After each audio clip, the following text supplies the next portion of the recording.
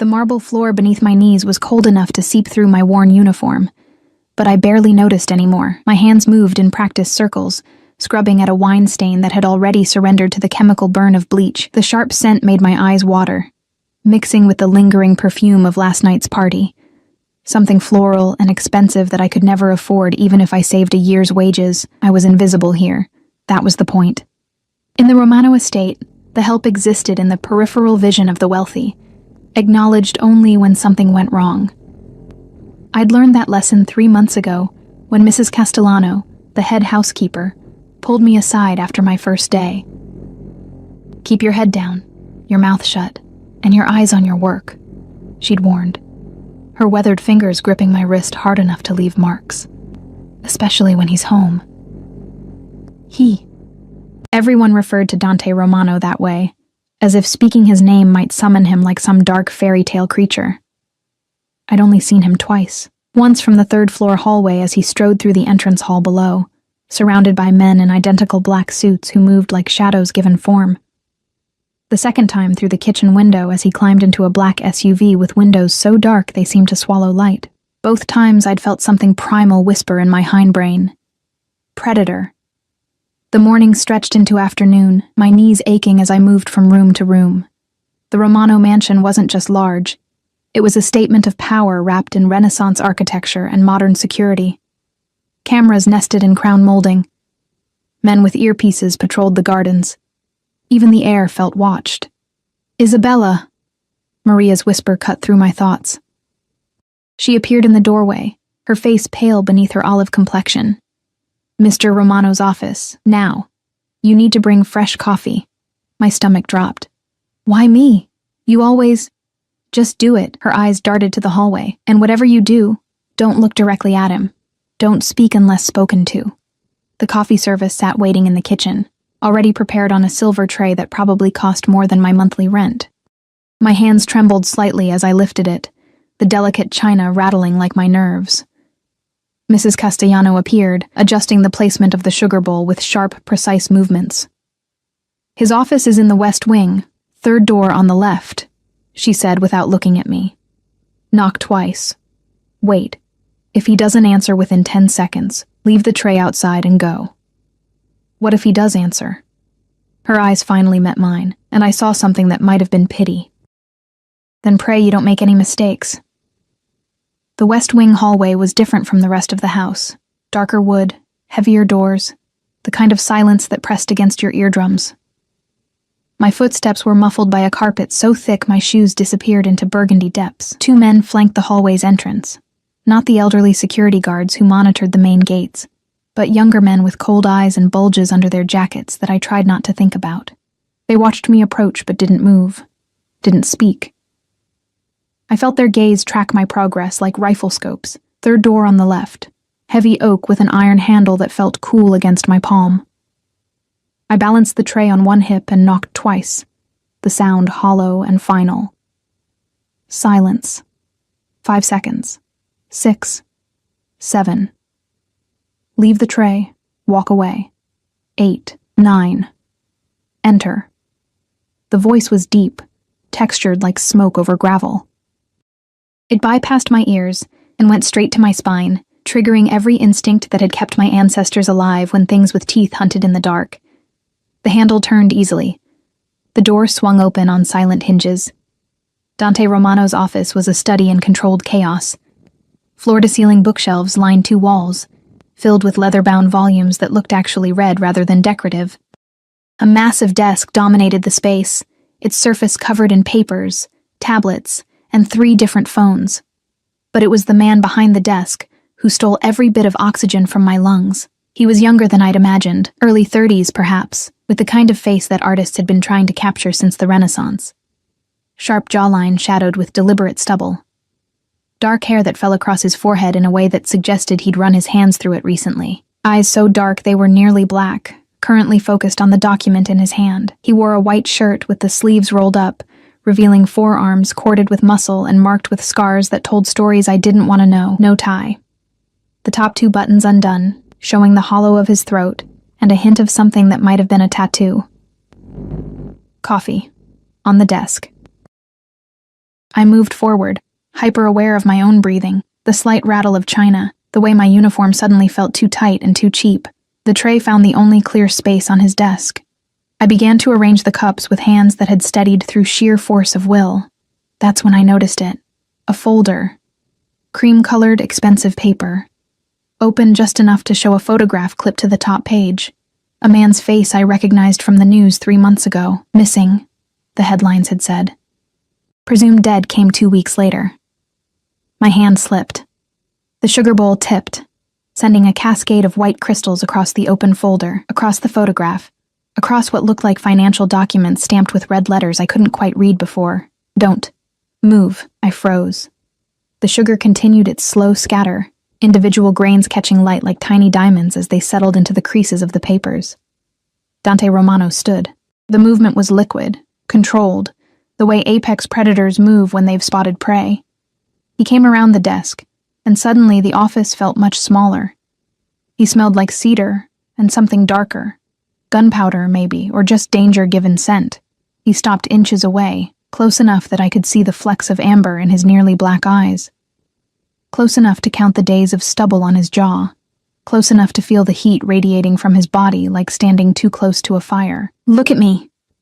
Every instinct screamed to obey Mrs. Castellano's warning. Keep my eyes down. But his voice carried the weight of absolute authority, the kind that didn't expect to be denied. I looked up. His eyes held mine, searching for something. I felt pinned, displayed, every secret suddenly visible. One hand reached past me. I flinched before I could stop myself, and his fingers paused an inch from the folder. What's your name? His voice was quieter now, but no less commanding. Isabella. It came out as barely a whisper. Isabella Chen. Chen. He said it slowly, as if tasting the syllables. You're new. It wasn't a question, but I nodded anyway. 3 months, sir. And in 3 months, Isabella Chen, has no one taught you that curiosity in this house is... He paused, his gaze dropping to the ruined folder, then back to my face. Dangerous? I didn't mean... I wasn't trying to... The words tangled on my tongue. It was an accident. I'm sorry. Please, I need this job. I can't... Shh.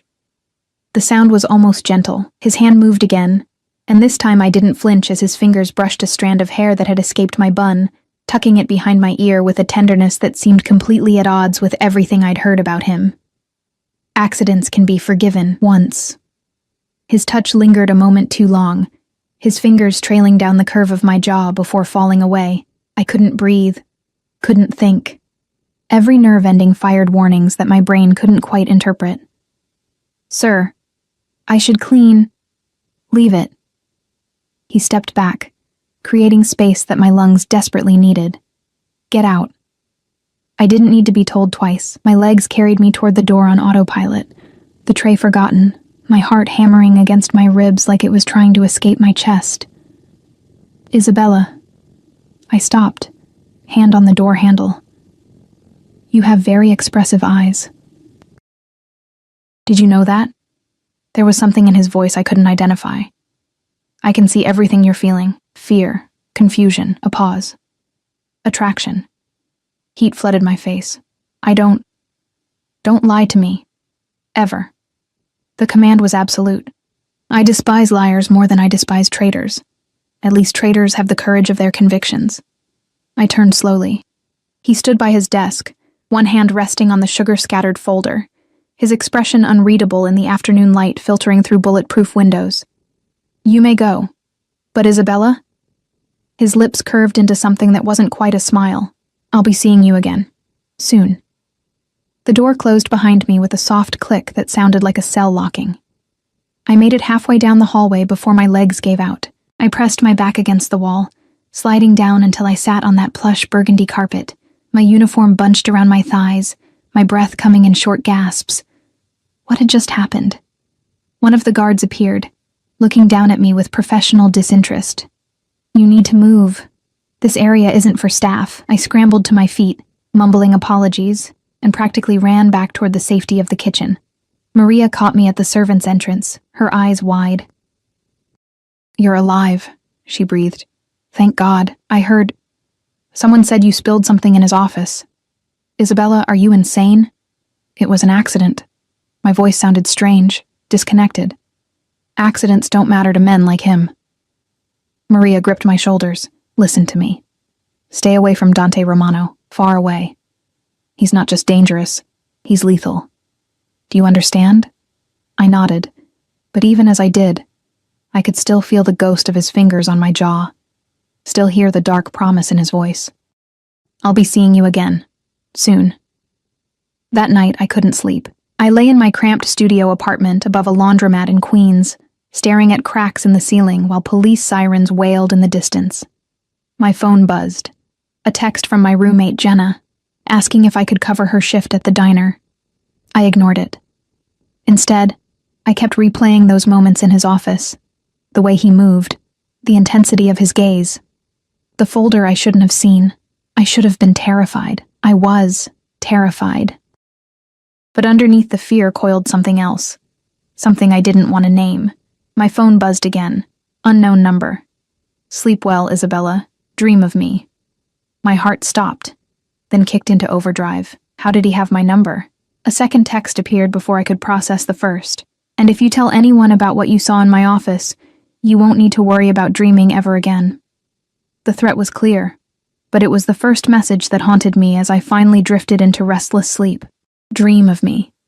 As if I had any choice. The next morning arrived too quickly, dragging me from nightmares where dark eyes watched me from shadows and sugar scattered across photographs of dead men. I dressed in my spare uniform, the first still reeked of bleach and fear sweat, and braided my hair with fingers that hadn't quite stopped trembling. The subway ride to the Romano estate felt different. Every face seemed suspicious. Every glance felt weighted. When a man in a black coat boarded at my stop, I nearly bolted from the train. You're being paranoid, I told myself. He was just making a point. Men like him make threats like breathing. But I couldn't shake the memory of his voice, the way those texts had appeared on my phone like he'd reached across the city to touch me. Mrs. Castellano was waiting when I arrived, her expression more severe than usual. You're on laundry duty today, basement level. Stay there until I tell you otherwise. Relief flooded through me. The basement was as far from Dante Romano's office as geographically possible, while remaining in the same building. Yes, ma'am. And Isabella? She caught my arm as I turned. Whatever happened yesterday, forget it. Pretend it never occurred. Your life will be simpler, if only it were that easy. The basement laundry room was a cathedral of steam and soap, industrial washers humming like mechanical prayers. I lost myself in the rhythm of sorting, loading, folding. Whites separate from colors, delicates in mesh bags. Mr. Romano's shirts required special attention. Hand-washed, line-dried, pressed with military precision. His shirts. I held one up. White cotton so fine it was nearly translucent. It still carried his scent, cedar, and that darker note I couldn't identify. My fingers traced the collar where it would rest against his throat, and I felt heat crawl up my neck. Stop it. He's dangerous. He threatened you. But danger, I was learning, had its own terrible magnetism. Well, the little maid who lived. I spun around, nearly dropping the shirt. A woman stood in the doorway, early 20s, blonde hair styled in waves that cost more than my rent, wearing a cream silk dress that probably cost more than my car. Her smile was sharp enough to cut. I'm sorry. Can I help you? I kept my voice neutral, respectful. She laughed, a sound like breaking glass. Help me? Oh, darling, no. I'm here to help you. She sauntered closer, heels clicking on concrete. I'm Valentina Corsini. Perhaps Dante mentioned me? He hadn't. No, ma'am. Ma'am. She tested the word like it was poisonous. How quaint. Let me guess, you're the new plaything? The fresh face he's decided to fixate on this week? My stomach twisted. I don't know what you mean, I'm just a maid, right. Valentina circled me slowly, appraising. That's what they all say at first. The waitress from Catalano's, the bartender from his club in Manhattan, the law student he picked up at some charity function. Her finger trailed along the washing machine's edge. Do you know what they all have in common? I didn't want to know. Ma'am, I really need to... They're all gone now.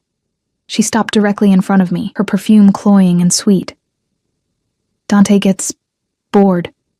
And when he's bored, well, people tend to disappear from his life. Sometimes literally. The threat hung between us like smoke. I haven't done anything, I said, hating how my voice shook. I spilled sugar, that's all. Sugar. Valentina's laugh was uglier this time. Is that what we're calling it? Listen, I'm going to give you advice because unlike Dante, I'm actually capable of mercy. Run. Quit this job. Move to another state if you have to. Because if you stay... She leaned in close, her breath hot against my ear. You'll either end up broken or buried. Those are the only two options with men like him. She pulled back, her smile restored to its polished perfection. Consider yourself warned, Isabella Chen. She knew my name. Of course she did. Valentina left in a cloud of expensive perfume and implied violence. I stood among the laundry, my hands clutching Dante's shirt hard enough to wrinkle the pristine fabric, my mind racing. Run, she'd said. Every logical cell in my brain agreed. But I needed this job. More than that. I needed the money from this job. My mother's treatments weren't getting cheaper, and the clinic in New Jersey didn't accept good intentions as payment. I was trapped by economics and biology, pinned between impossible choices. The day crawled past. I stayed in the basement until Maria came to find me at dinner time, her expression odd. You're wanted upstairs. Where? Please not his office. Please not. The dining room. Mr. Romano is having dinner with guests. They need someone to serve. Where's Claudia? Or Sophia? They always... He asked for you specifically. Maria's voice dropped to barely a whisper. Isabella, I don't know what's happening, but be careful. Valentina Corsini arrived this morning. She never comes here unless she's marking territory. The dining room was a masterpiece of old-world elegance. A table that could seat 20, crystal chandeliers that threw rainbow fractals across walls, hung with paintings I recognized from art history classes I'd taken in another lifetime when college seemed possible. Dante sat at the head of the table, flanked by 4 men I didn't recognize. Valentina occupied the seat to his right, her hand resting possessively on his forearm. But it was the man across from him who made my blood run cold. I knew that face, not from the photographs in Dante's office, but from my own life. Marco, my ex-boyfriend, the reason I'd had to move apartments 3 months ago. His eyes met mine across the room, and something flickered there. Surprise, then calculation, then a smile that made my skin crawl. Ah, the wine, Dante said, his gaze finding me with laser precision. Isabella, pour for our guests. My hands somehow remembered how to function. I moved around the table with the bottle, something Italian and probably older than me, filling crystal glasses with ruby liquid that caught the light like blood. When I reached Marco, his hand shot out, catching my wrist. The wine sloshed dangerously close to the rim. Bella, he said, voice dripping false warmth. What a small world. You two know each other? Dante's question was casual, but I heard the edge beneath it, sharp as a razor. Old friends, Marco said before I could respond. His grip on my wrist tightened. Very close friends. Isn't that right, baby? I tried to pull away. He held firm. Let her go. Dante's voice was quiet, too quiet. The temperature in the room dropped 10 degrees. Marco's smile faltered, but he kept his grip. We're just catching up. It's been what? 3 months since you disappeared on me? Since you... I said let her go. Dante stood, the movement liquid and terrifying. Now, this time, Marco released me. I stumbled back, nearly dropping the wine bottle. My apologies, Marco said, but his eyes promised retribution. I didn't realize she was under your protection. She works for me. That's all the protection she needs. Dante moved around the table with predatory grace. He took the wine bottle from my shaking hands, his fingers brushing mine in a touch that felt deliberate. Isabella, go to the kitchen. You're done for tonight. But, sir, I haven't finished. I said go. I went. But not before I caught the look that passed between Dante and Marco. Something primal and violent, a promise of pain wrapped in civilized clothing. The kitchen was chaos. a dozen staff members preparing courses I couldn't name. I found a corner near the industrial refrigerators and tried to steady my breathing. Marco was here. In this house. At Dante Romano's table, the universe had a sick sense of humor. Miss Chen. One of the guards appeared, the same one from yesterday's hallway. Mr. Romano wants to see you. His private study. Now? Now. The private study was different from his office. Smaller, more intimate. Leather chairs faced a fireplace where flames crackled and popped. Bookshelves lined the walls, but these books looked personal, loved, their spines creased from actual reading. Dante stood by the window, his back to me, one hand holding a glass of amber liquid that caught the firelight. Close the door. I obeyed. The lock clicked with terrible finality. How do you know Marco Santino? He didn't turn around. We dated. Briefly. It ended badly. Define badly. I didn't want to answer, but something in his posture suggested that silence wasn't an option. He became possessive, controlling. When I tried to end it, he didn't take it well. Did he hurt you? The question was so soft I almost didn't hear it. Not physically, but he wanted to. Finally, Dante turned. His eyes were molten in the firelight, twin points of barely controlled rage. I can see it in the way you looked at him. Terror. And something else. Shame, perhaps? I'm not ashamed of... You should be ashamed of him, of his weakness. Dante crossed the room in 3 long strides. Men who hurt women aren't men at all.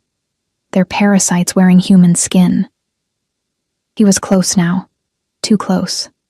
I could see the pulse beating in his throat, count the individual lashes framing those impossible eyes. Why does he matter to you? I asked, finding courage I didn't know I possessed. Marco, I mean, why is he at your table? Business. The word was clipped, final. He represents certain interests in Brooklyn. Interests I'm acquiring. So you're going to work with him. I'm going to destroy him. Dante's hand rose, his knuckles brushing my cheek with devastating gentleness. But first, I'm going to make him watch me take everything he ever thought was his. My breath caught. I'm not his. I was never. I know. His thumb traced my lower lip, his eyes tracking the movement with an intensity that made my knees weak. But he thinks you are, and that's enough. Enough for what? His smile was dark, beautiful, and utterly terrifying. For me to keep you here, close, where I can see you. That's not... You can't just... Can I? His other hand settled on my waist, pulling me against him. I felt the hard planes of his chest, the heat of his body, the thunder of his heartbeat matching my own. I own this house, Isabella. Everyone in it. Including you. I'm not property. No. His lips hovered an inch from mine. You're something far more valuable. You're leverage, bait, and most dangerously, his breath ghosted across my mouth. You're mine. He kissed me. Not gently. Not asking permission. His mouth claimed mine with the same absolute authority he wielded over everything else in his world. Demanding, possessive, overwhelming. His hand tangled in my hair, tilting my head back, deepening the kiss until I couldn't remember why this was wrong, why I should resist. I kissed him back. God help me. I kissed him back. When he finally pulled away, we were both breathing hard. His eyes burned with something that might have been triumph, or might have been hunger. Tomorrow you move into the East Wing. Guest suite, you'll have a driver, a security detail, and anything else you need. What? No. I can't just... You can. You will. His thumb stroked my swollen lip. Because if Marco Santino thinks for 1 second that you're still out there, vulnerable, in that shithole apartment in Queens, he'll come for you. And I can't protect what I can't see. This isn't protection. This is... possession. He smiled. Yes. Get used to it, Isabella. You're mine now. And I don't share. The East Wing guest suite was larger than my entire apartment. Floor-to-ceiling windows overlooked manicured gardens where fountains whispered secrets to the night. The bed could sleep 4 people comfortably, dressed in sheets that felt like water against skin. A bathroom done in white marble and gold fixtures. A walk-in closet that echoed when I stepped inside. And guards. Always guards. 2 stationed outside my door, rotating every 6 hours like I was something precious that needed protecting, or like I was a prisoner in a very beautiful cage, 3 days had passed since that kiss in Dante's study. 3 days since my life had been upended and reconstructed according to his will. I'd gone back to my apartment once, escorted by 2 of his men, to pack my essentials. The landlord hadn't even blinked when I broke the lease. Apparently, a call from Dante Romano's lawyers carried more weight than a year's contract. Maria avoided my eyes now when we passed in the hallways. The other staff whispered behind their hands. I'd crossed some invisible line, moved from servant to what? Mistress? Prisoner? Pet? I didn't know. And that terrified me more than anything. A knock at my door. Sharp. Authoritative. One of the guards poked his head in. Mr. Romano wants you downstairs. The library. 5 minutes. The library was my favorite room in the entire mansion, a 2-story temple of books with a spiral staircase connecting the levels. Dante stood on the upper level, pulling a volume from a shelf, his reading glasses perched on his nose in a way that made him look almost human. Almost. You read, Dante? I asked, climbing the stairs. The book in his hand was a worn copy of Inferno. My father had a sense of humor. He didn't look up from the pages. Naming his son after the man who documented hell, as if he knew what I'd become. And what have you become? Finally, his eyes met mine over the rims of his glasses. The thing that even hell fears. He wasn't joking. Dante closed the book, setting it aside with care that seemed at odds with his reputation. I have a problem, Isabella, and you're going to help me solve it. What kind of problem? Marco Santino is claiming you're carrying his child. The world tilted. What? That's insane. I haven't seen him in months, and I would never. I know. Dante descended the stairs with measured steps. The timeline doesn't work, but he's telling anyone who'll listen that you ran away when you found out you were pregnant, that you're hiding here, using me to avoid your responsibilities. Rage, hot and bright, flooded through me. That lying piece of careful. Dante's hand caught my chin, tilting my face toward the light streaming through tall windows. Anger makes you careless, and careless women don't survive in my world. I don't care about surviving your world. I care about my reputation, my name. Your reputation? His laugh was bitter. Isabella, the moment you moved into this house, your reputation was forfeit. Everyone already assumes you're warming my bed. Heat crawled up my neck. I know. His thumb traced my jawline, that now familiar touch that made my breath catch. But they don't. And Marco is using that assumption to paint himself as the wronged party, the abandoned father-to-be. So what do? We do nothing. I handle Marco. You. His expression shifted, something calculating moving behind his eyes. You give me leverage. How? Instead of answering, he pulled out his phone, scrolling through messages with a frown that carved lines between his brows. There's a charity gala tomorrow night. Very public, very visible. All the major families will attend. Marco will be there with Valentina. Did I mention they're engaged now? That shouldn't have stung. It did anyway. Congratulations to them. She's using him to get to me. He's using her family connections to expand his territory. It's very transactional. Dante pocketed his phone. You'll attend with me, as my date. That's a terrible idea. It's a brilliant idea. We present a united front. You, radiant at my side, clearly not pregnant with Marco's child. Him, forced to either admit he lied or double down and look like a fool. And Valentina? Let me worry about Valentina. His hand slid to my waist, pulling me closer. All you need to do is smile, look beautiful, and let everyone see that you belong to me. There was that word again. Belong. I don't belong to anyone, I said. But my voice lacked conviction, don't you? His lips brushed my temple, feather light. Then why did you kiss me back? Why do you shiver when I touch you? Why haven't you run screaming from this house? Because I was an idiot. Because somewhere between fear and fascination, I'd lost my sense of self-preservation.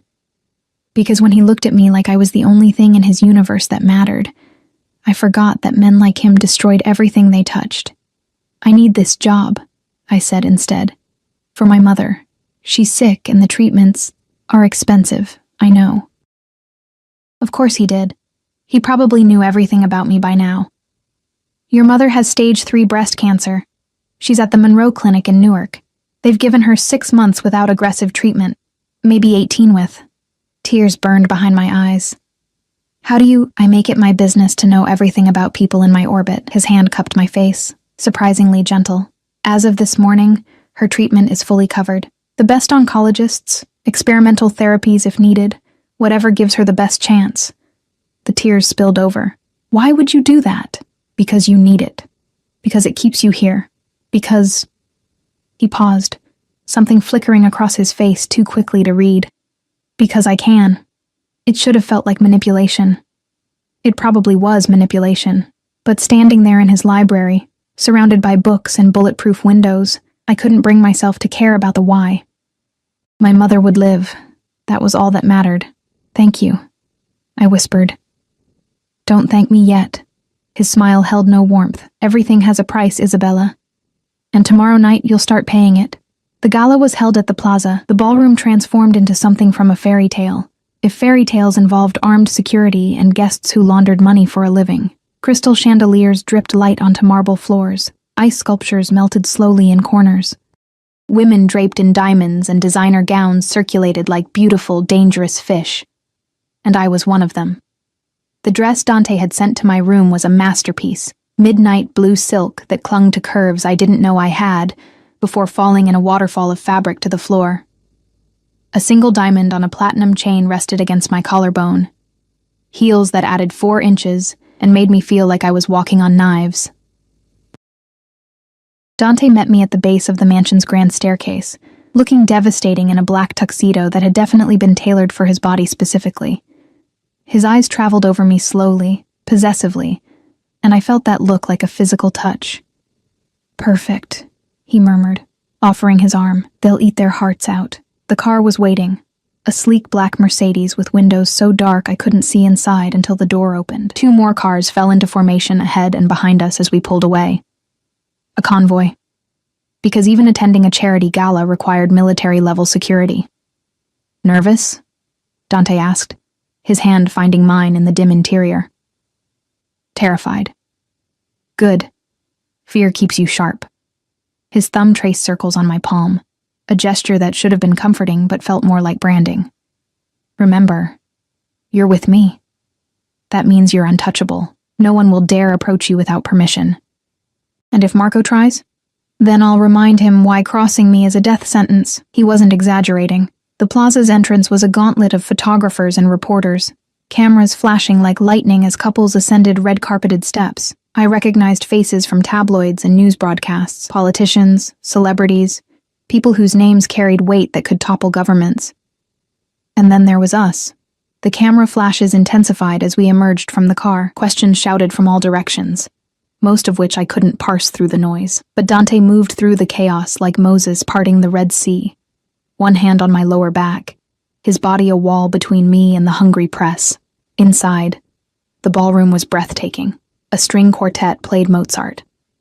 Waiters circulated with champagne and hors d'oeuvres that were more art than food.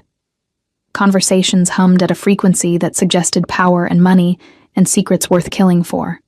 Heads turned as we entered. Conversations paused. A ripple of awareness spread through the crowd like a stone thrown into still water. Dante felt it too. His hand tightened on my waist, pulling me closer. A clear signal. Mine. Dante, darling. Valentina materialized from the crowd, resplendent in white. Bridal colors, I realized with a sick twist in my stomach. Marco shadowed her, his expression murderous when his eyes found me. And you brought your little charity case. How sweet. Valentina. Dante's voice could have frozen hell itself. You're looking desperate. White? Really? Her smile tightened. It's called elegance. Though I wouldn't expect you to recognize it, considering your current company. Careful, Dante said softly, dangerously. You're very close to saying something you'll regret. Marco stepped forward, his hand on Valentina's elbow. Is it true then? You're actually fucking the help? The quartet stopped playing. Silence crashed over the ballroom like a wave. Dante's entire body went still, the kind of stillness that preceded violence. Apologize. Now. For what? Stating facts? Marco's smile was ugly. Everyone here knows what she is. What she was to me before you decided to play hero. I was never yours, I said, surprised by the strength in my voice. You're delusional if you think otherwise. Delusional? Marco laughed, sharp and cruel. Sweetheart, I have texts, photos. Evidence that you and I were very much together 3 months ago. Doctored evidence means nothing. Dante's hand moved to his jacket, and suddenly there were guns, so many guns, pointed in our direction as his security detail materialized from the shadows. But feel free to present it. I'd love to watch my lawyers tear you apart. The ballroom had become a pressure cooker. Guests backed away, creating a circle around our little drama. I felt 100 eyes on me, judging, calculating my worth. Valentina grabbed Marco's arm. Not here, not now, but Marco shook her off, his attention laser-focused on me. Tell them, Bella. Tell them about the baby. My heart stopped. There is no baby. Liar. His hand shot out, grabbing my wrist exactly like he had at dinner. You think you can just disappear? Start a new life with him and pretend I don't exist? Dante moved. One moment Marco was gripping my wrist. The next, he was on the floor, Dante's knee on his chest, Dante's hand around his throat. Touch her again, Dante said, his voice barely above a whisper but carrying through the silent ballroom like thunder. And they'll never find your body. Security swarmed, both Dante's men and hotel security, trying to separate them without getting killed in the crossfire. I stood frozen, my wrist throbbing where Marco had grabbed me, my entire body shaking with adrenaline. Valentina appeared at my elbow, her voice low and venomous. Enjoy it while it lasts, sweetheart. Men like Dante don't keep broken toys for long. Then she was gone, following the security team dragging a cursing Marco toward the exit.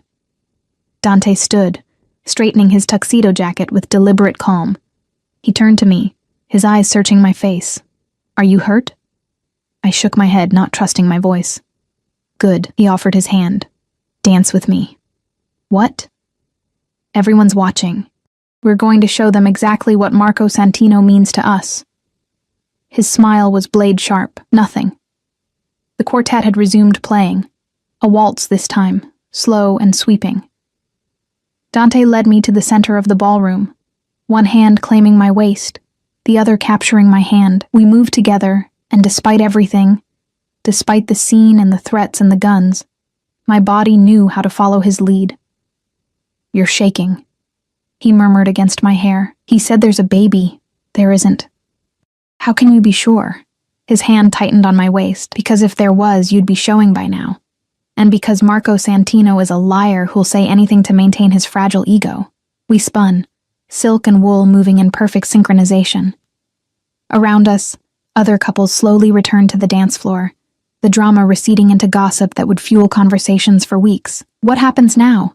I asked. Now? Now everyone knows you're under my protection. Marco can spread whatever lies he wants. But after tonight, no one will believe him.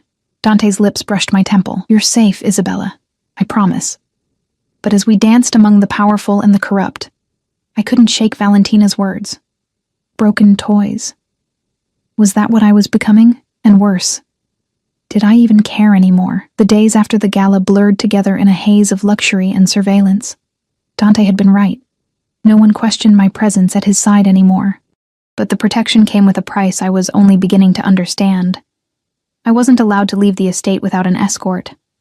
My phone had been replaced with one of his. More secure, he'd said, though I suspected it was more about monitoring than protection. Even my mother's hospital visits required advance notice and a 3-car motorcade that made her ask questions I couldn't answer. Isabella, sweetheart, what's really going on? She'd asked during my last visit, her thin hand gripping mine with surprising strength. The chemo had stolen her hair, her weight, her color, but not her ability to read me like a book. You show up here with armed men. You're wearing clothes that cost more than our car. And you look what? Scared. And something else. Like you're falling, and you don't know if there's a net at the bottom. She wasn't wrong. I was standing at the window of my suite 2 weeks after the gala when Maria knocked. The first time she'd come to my room since I'd moved to the East Wing. Her expression was guarded, professional. Mr. Romano wants to see you. The greenhouse. The greenhouse was Dante's private sanctuary, a glass cathedral hidden behind the rose gardens where he grew orchids and other exotic plants that required specific temperatures and obsessive care. I'd only been inside once, escorted by Mrs. Castellano for some forgotten errand. Now I walked there alone, or as alone as one could be with guards trailing at a discreet distance. The air inside was thick, humid, carrying the scent of earth and blooming things. Dante stood at the far end, tending to a rare orchid with surgical precision, his sleeves rolled up, dirt under his fingernails. The sight was so incongruous. This man who ordered deaths like normal people ordered coffee, nurturing something delicate, that I stopped in my tracks. "Close the door," he said without turning. I obeyed. The glass door sealed with a soft click, cutting off the outside world. "Do you know what these are?" He gestured to the orchid, its petals a deep purple that was almost black. "Flowers? Paphiapetalum rothschildianum." He spoke the Latin like a prayer. "They take 15 years to bloom from seed. 15 years of perfect conditions, constant care, unwavering attention. One mistake, one day of neglect, and they die." His fingers brushed a petal with devastating gentleness. "Some things are worth the patience. Is there a point to this botany lesson?" Finally, he looked at me. His eyes held something I couldn't name. Possession, certainly, but underneath that, something almost vulnerable. "You've been avoiding me. I've been here. In your house. Under your guards. How much more available can I be? Physically present. Emotionally absent." He set down his gardening tools, wiping his hands on a cloth. "You haven't asked me for anything. Haven't tried to leave. Haven't even questioned why you're still here when Marco's lies have been thoroughly discredited, because I didn't want to know the answer. Because knowing would make this real, would force me to confront what was happening between us. Why am I still here, Dante?" He crossed the distance between us in 3 long strides. "Because I want you here. Because the thought of you out there, vulnerable, makes me want to burn down the entire city until you're safe. Because..." A phone buzzed. He pulled it from his pocket, his expression darkening as he read the message. "We need to go. Now." "Go where?" "The hospital.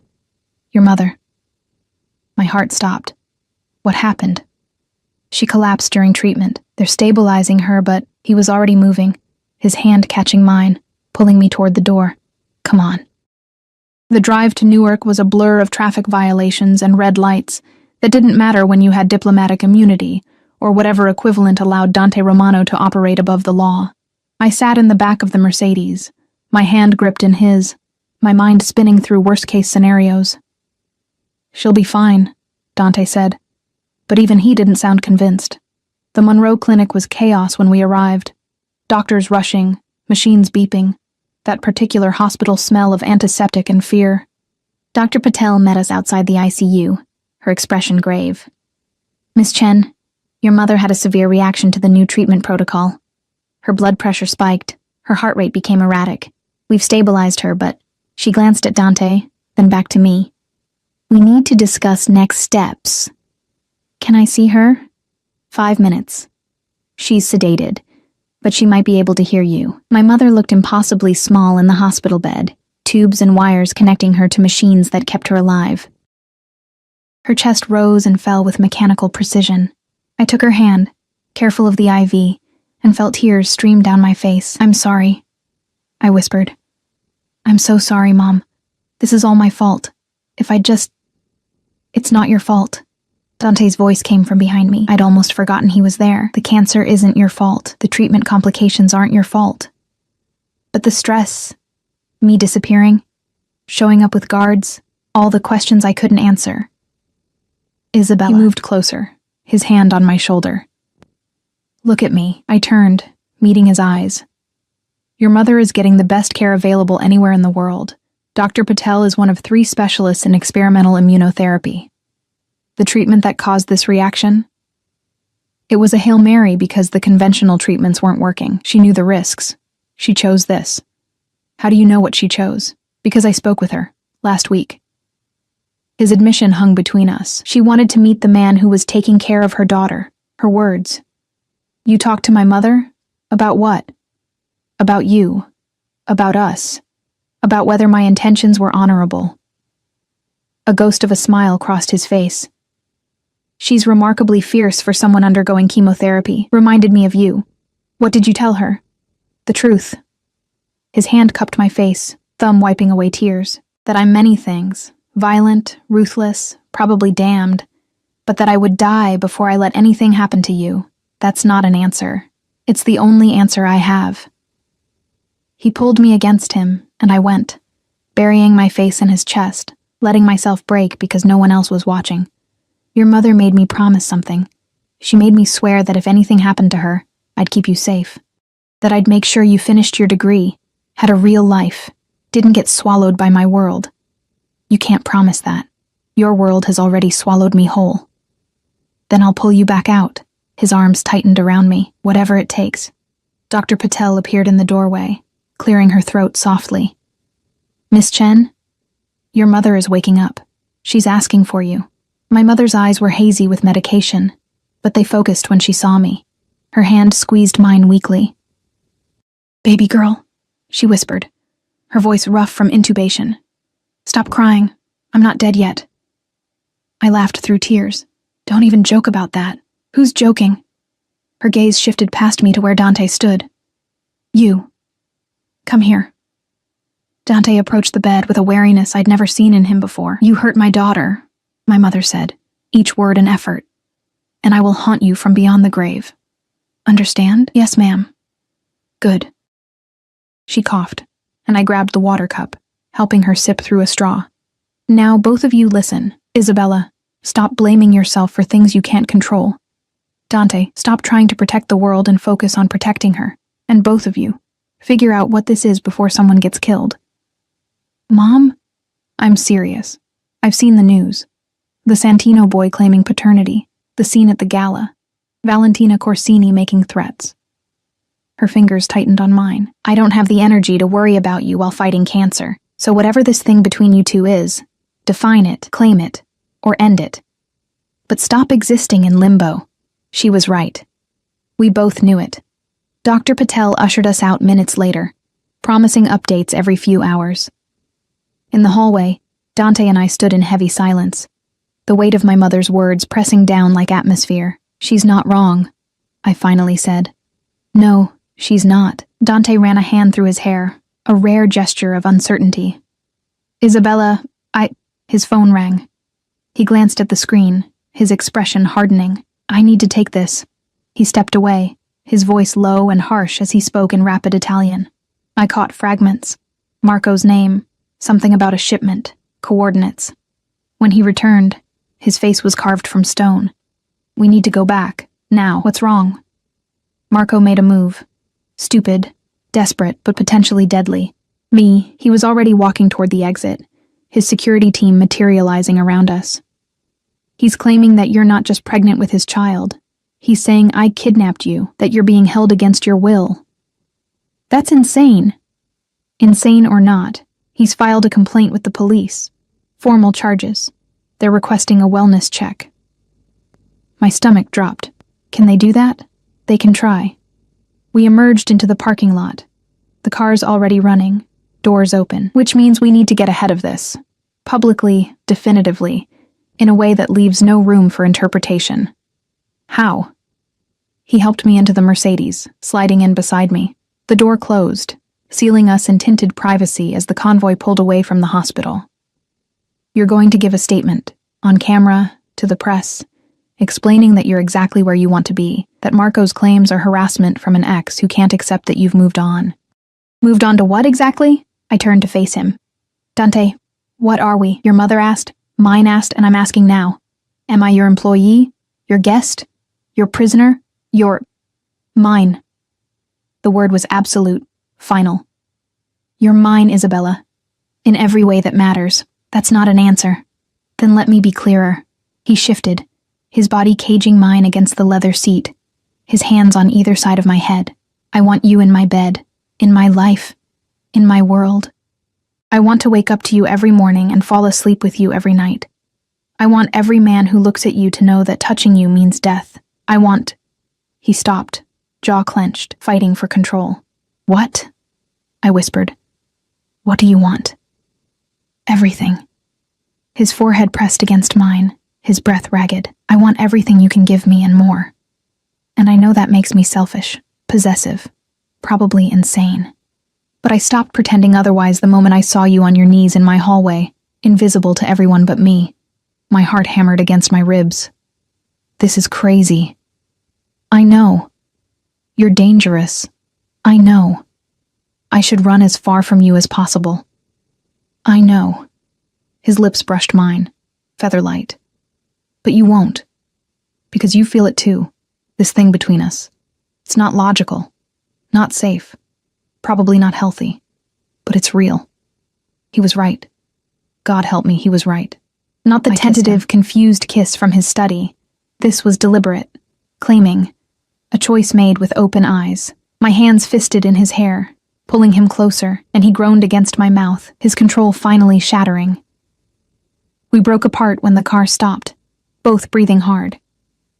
We're home, the driver said through the partition, his voice carefully neutral. Dante's eyes burned into mine. Tonight. After the press conference, after we deal with Marco's bullshit. Tonight, we finish this conversation. Agreed? I nodded, not trusting my voice. Good. He straightened his tie, his mask of control sliding back into place. Now let's go destroy Marco Santino's credibility once and for all. The press conference was scheduled for 8 p.m. in the mansion's formal parlor. Dante's PR team had assembled a full media circus. Cameras, reporters, microphones arranged in a semicircle that made my skin crawl. I wore a simple dress, navy blue, modest, professional. Dante had insisted on visible proof I wasn't pregnant, wasn't being held against my will. The diamond necklace he'd given me for the gala rested against my collarbone, a silent claim of ownership. The questions came fast and brutal. Miss Chen, is it true you're carrying Marco Santino's child? No. I have never been pregnant. Why would he make such a claim? You'd have to ask him. Perhaps he's confused about the timeline. Or perhaps he's simply lying. Are you being held here against your will? I looked directly into the camera. I am exactly where I choose to be. And your relationship with Dante Romano? Dante's hand found mine under the table, squeezing gently. Personal, I said firmly. And none of your business. The conference ended 20 minutes later. As the media filed out, Dante's lawyer approached with a tablet showing social media already exploding with our interview. Marco's story is falling apart, he reported. His own associates are distancing themselves. And Valentina Corsini just released a statement ending their engagement. Dante's smile was cold. Good. Make sure he knows that every lie, every claim, every breath he wastes on this crusade will cost him. Territory, respect, everything he's built. Already done, sir. When we were finally alone, Dante pulled me into his study. Our study now, the place where this had all begun. You did well tonight, he said, pouring 2 glasses of whiskey. I told the truth. That's what made it effective. He handed me a glass, his fingers lingering on mine. Isabella, about what I said in the car. Don't. I set down the glass. Don't take it back. Don't qualify it. Just don't. I wasn't going to. He moved closer, backing me against his desk. I was going to ask you something. What? His hand slid into his pocket, and for one insane moment I thought. But instead of a ring, he pulled out a key. Simple, silver, modern. This is to my private quarters, 3rd floor, north wing. No guards, no cameras, just me. He pressed it into my palm. I'm not asking you to move in, not yet. But I'm asking you to have access. To know that you're welcome. That when you're ready... I kissed him, cutting off the words with action. The whiskey glass fell from his hand, shattering on the hardwood floor, but neither of us noticed. His hands gripped my waist, lifting me onto the desk, papers scattering as he stepped between my legs. Isabella, he breathed against my neck. If we do this, no more talking. My fingers worked at his tie, his buttons. We've talked enough. He pulled back just enough to meet my eyes. Once we cross this line, there's no going back. You understand that? I don't want to go back. Something fierce and possessive flared in his expression. Then you're mine, completely. Say it. I'm yours. Again. I'm yours, Dante. completely. He claimed my mouth with a kiss that tasted like victory and surrender all at once. I woke wrapped in Egyptian cotton, and Dante's arms, sunlight streaming through windows I didn't recognize. His bedroom, our bedroom now I supposed, was all dark wood and masculine simplicity. So different from the ornate guest suite I'd occupied. Personal. Real. He was already awake, watching me with an intensity that should have been unnerving, but instead felt like coming home. "Good morning," he murmured, his voice rough with sleep and something darker. "Morning." I traced the scar on his shoulder.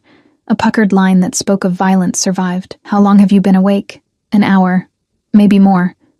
I like watching you sleep. You look peaceful." His fingers traced lazy patterns on my bare shoulder, like the world hasn't touched you yet. The world has definitely touched me. Not like I have. His smile was wicked, possessive. Not like I will again. Heat flooded through me, memories of last night written on my skin in the form of marks his mouth had left. We'd christened his desk, then his couch, then finally made it to his bed as dawn painted the sky pink. My phone buzzed from somewhere on the floor. The new one Dante had given me. He reached down, retrieving it with easy grace, his expression darkening as he read the screen. "Marco's been arrested." I sat up, clutching the sheet to my chest. For what? Fraud, extortion, making false statements to police.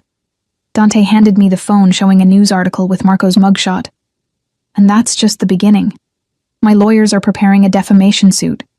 By the time we're done, he'll wish he'd never spoken your name. I should have felt triumphant. Instead, I just felt tired. Will it ever really be over? With men like Marco? Not until they're either broken or dead. Dante's hand cupped my face, tilting it toward him. "But he can't touch you.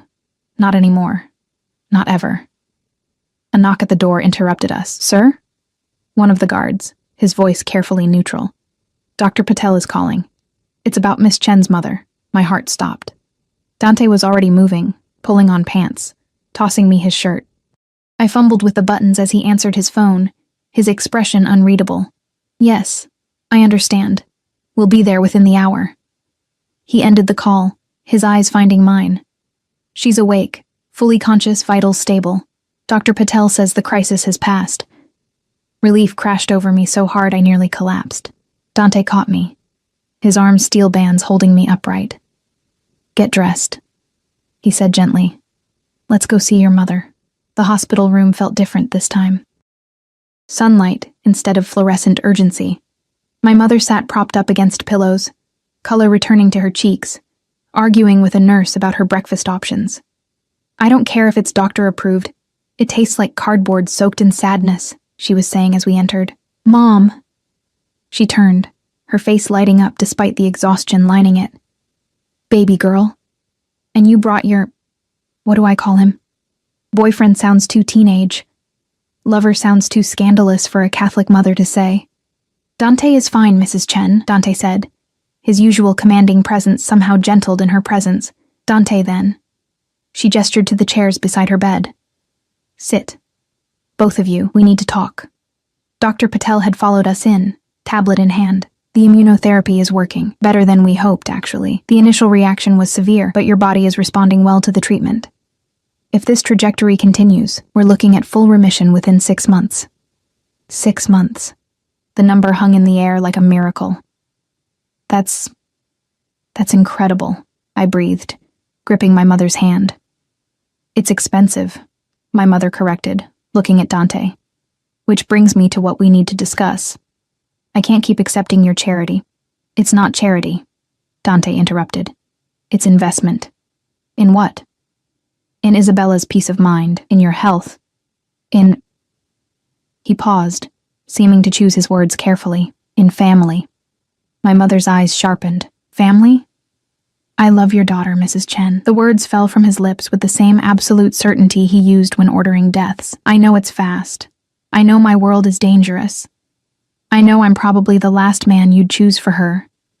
But I love her. And I'm going to spend the rest of my life proving I'm worthy of her." The room went silent. Even the machines seemed to hold their breath. "Isabella?" My mother's attention shifted to me. "How do you feel about this declaration?" I looked at Dante. This complicated, dangerous, impossibly gentle man who'd somehow become my entire world in the space of a few weeks, who'd protected me, claimed me, challenged me, who looked at me like I was the only thing that mattered. "I love him too," I said, the truth simple and terrifying. "God help me, I do." My mother studied us both for a long moment. Then she smiled, small, knowing, a little sad. "Your father You know would that, have hated right?" this." "I know. He would have said you deserve someone safe, someone normal, someone who doesn't have armed guards and enemies who file false police reports." "I know that too. But he also would have recognized what I see right now." She squeezed my hand. "Someone who would burn down the world to keep you safe. Someone who looks at you like you hung the moon. That's worth more than safety, baby girl. That's worth everything." Tears streamed down my face. Dante's hand found mine, our fingers interlacing. "So you have my blessing," my mother continued. "But Dante? If you hurt her, cancer won't get to kill me because I'll come back as a vengeful ghost and make your life hell. Understood, ma'am?" "Good. Now get out, both of you. I'm tired and you're both disgustingly in love. It's exhausting to watch." 3 months later, I stood in Dante's greenhouse, our greenhouse, watching him tend to his orchids with that same obsessive care. The Paphiopedilum rothschildianum he'd shown me had finally bloomed, its dark purple petals unfurling like secrets revealed. My mother was in remission. The doctors called it a miracle. Dante called it stubbornness. I called it grace. Marco Santino had disappeared. Not dead, Dante assured me, but thoroughly destroyed.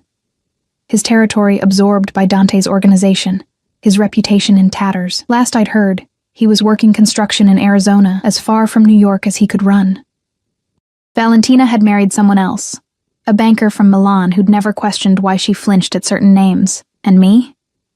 I'd enrolled in classes. Business management, Dante had suggested. "Someone needs to legitimize my empire eventually. Might as well be you. You know I'm going to actually try to make your businesses legal, right?" I'd warned him. "I'm counting on it." Now, watching him work, I felt complete in a way I'd never experienced before. Not the completion that came from another person filling your gaps, but the completion that came from finding someone who challenged you to be whole on your own. "You're staring," Dante said without looking up. "I'm admiring. There's a difference? One is passive. One is active appreciation." He set down his tools, turning to face me fully. "Come here." I crossed to him, settling into his arms like I'd been made to fit there. His hand splayed across my stomach, still flat, but not for long. We'd found out 2 weeks ago, an accident born from passion and poor timing and maybe something that wanted to exist despite logic. Dr. Patel had confirmed it yesterday. 8 weeks, healthy, due in late spring. "Have you thought about what you want to tell people?" I asked. "The truth." His hand pressed gently against where our child grew. "That you're mine. That this baby is ours. That anyone who has a problem with that can take it up with me directly." Very diplomatic. I'm many things, Isabella. Diplomatic isn't one of them. He turned me in his arms, his expression serious. "But I meant what I said. This baby, you, us. This is real. This is forever. I don't do temporary. Good." I reached into my pocket, pulling out a small box. "Because I don't either." His eyes widened as I opened it, revealing a simple platinum band. No diamonds, no ostentation, just solid metal engraved with coordinates. The exact location where I'd first entered his office, where everything had begun. "Isabella, I know you're probably planning some elaborate proposal. Knowing you, it involves fireworks and possibly international incidents. But I don't want elaborate." I took his hand, sliding the ring onto his finger. "I just want you. Forever. Starting now." For the first time since I'd known him, Dante Romano looked speechless. Then he laughed, real, genuine, joyful, and kissed me hard enough to make the greenhouse spin. "You constantly surprise me," he said against my lips. "I plan for everything, control everything, and you just disrupt it all. Is that a yes?" "That's an absolutely, eternally, irrevocably yes." His hand cupped my face. "But Isabella, I'm still doing a proper proposal, with fireworks and possibly international incidents. I wouldn't expect anything less." We stood there as the sun set, casting golden light through glass walls. surrounded by flowers that took 15 years to bloom, building something that would take a lifetime to perfect. My phone buzzed. A text from my mother. Dinner this Sunday. Tell him to bring wine. Nothing too expensive. I don't trust anything that costs more than my car. Dante read over my shoulder, smiling. Your mother terrifies me more than my enemies. As she should. Think she'll be happy about the baby? She'll be thrilled. And insufferable about being right. About what? She told me the day we met that I'd marry you. Said she could see it in the way you looked at me. Smart woman. The smartest. We locked up the greenhouse as twilight deepened, walking back toward the mansion hand in hand. Guards shadowed our path, but for once I didn't mind. They weren't jailers. They were protection for something precious. Inside, Mrs. Castellano was directing the evening staff with her usual efficiency. She caught sight of us, her expression softening almost imperceptibly. Dinner in 20 minutes, Mr. Romano. I've prepared Miss Chen's favorites. Thank you, Mrs. Castellano, Dante paused. And I believe congratulations are in order. She raised an eyebrow. Sir? Isabella and I are engaged and expecting. For a moment, the unflappable housekeeper looked genuinely shocked. Then her face broke into the first real smile I'd ever seen from her. About time, sir. About time. Word spread through the household like wildfire. By the time we sat down to dinner, champagne, sparkling cider for me, had materialized, along with a cake that Maria swore she just happened to have made. The staff who'd once avoided my eyes now offered genuine congratulations. I'd crossed from outsider to family, from maid to mistress of the house, from invisible to essential. That night, lying in Dante's arms, I thought about the girl who'd been on her knees scrubbing floors 3 months ago, who'd been invisible, exhausted, running on empty in desperation. She was gone now, transformed not by wealth or status, but by being seen, being chosen, being loved. What are you thinking? Dante asked, his fingers trailing through my hair, that I should probably hate you for completely upending my life. Probably. But I don't. I can't. I turned to face him. You terrified me. You still terrify me sometimes. But you also made me feel like I mattered, like I was worth protecting, worth fighting for. You are. His hand settled on my stomach again, that protective gesture that was becoming habit. You're worth everything. Even going legitimate? He groaned. You're really going to make me pay taxes, aren't you? Every single one. The things I do for love, outside. The city sprawled in all directions, millions of lives intersecting. Stories beginning and ending, people finding and losing each other in the chaos. But here, in this room, in this moment, there was only us. 2 people who shouldn't have worked, a maid and a mafia boss, vulnerability and violence, innocence and corruption, but somehow, against all logic, we did work. We fit. I love you. I whispered into the darkness. I know. Dante replied, pulling me closer. I've known since the moment you looked up at me in my office. Sugar scattered between us, terror and attraction warring in your eyes. I knew then. You were mine. You just didn't know it yet. Possessive. Always. Obsessive. Absolutely. Protective to the point of insanity. Unquestionably. His lips brushed my temple. And you love me anyway. I love you because of it, not despite it. We fell asleep tangled together, the future stretching before us. Complicated, dangerous, probably chaotic. There would be challenges, enemies. Dante's world didn't simply disappear because we'd fallen in love. But we'd face it together. The girl who'd been invisible had found someone who'd never stop seeing her. And the man who'd controlled everything had found something he couldn't control, wouldn't control. Someone who challenged him, changed him, made him want to be better. Not a fairy tale. Fairy tales didn't involve mafia bosses and death threats, but it was ours. Real, imperfect, and absolutely worth fighting for. In the morning, I'd wake up and start planning our wedding. Dante would go back to running his empire. My mother would continue her treatment. Our baby would keep growing, safe and loved. Life would continue, messy and beautiful in hours, but tonight, we simply existed. Two souls who'd found each other against impossible odds, building something that would last. Forever started now.